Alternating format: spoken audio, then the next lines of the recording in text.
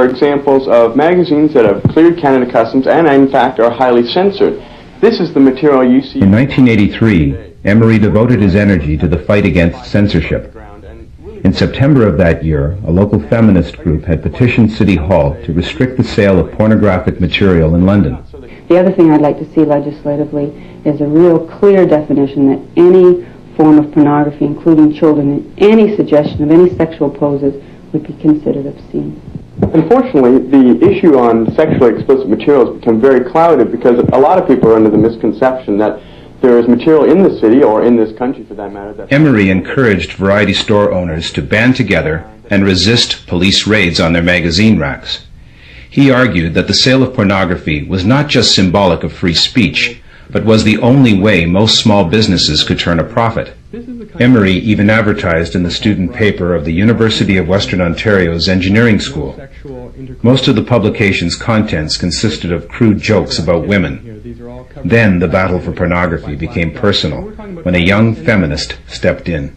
So I wrote a letter to each of the advertisers in the newspaper. Emery was one of the advertisers. I just basically said, you know, this is a racist, homophobic, misogynistic publication. Are you aware of what you're supporting here with your advertising dollars? The next thing I knew, there was this huge blow-up of the letter I had written in the front store of the City Lights bookstore, or front window of the City Lights bookstore, with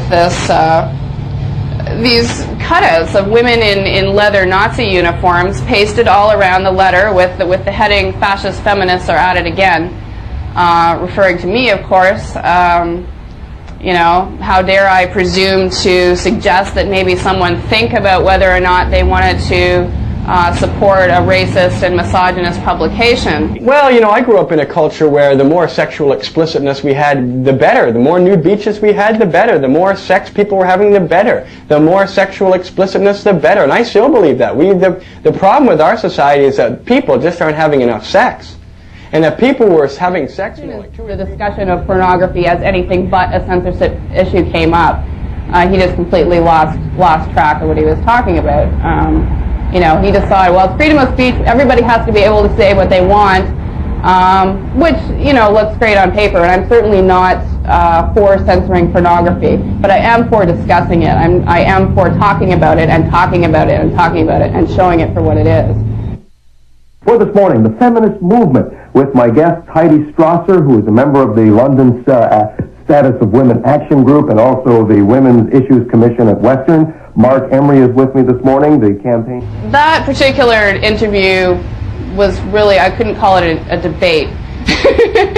Because Mr. Emery, I think, hogged about 90% of the airtime. Even Wayne McLean was having a difficult time getting a word in edgewise, as I recall. A lot of women who are in pornography, and this is probably going to shock you, are kidnapped in one way or another, and I think that okay, Mark. That's insane. Yeah, I agree. They're not there out of choice.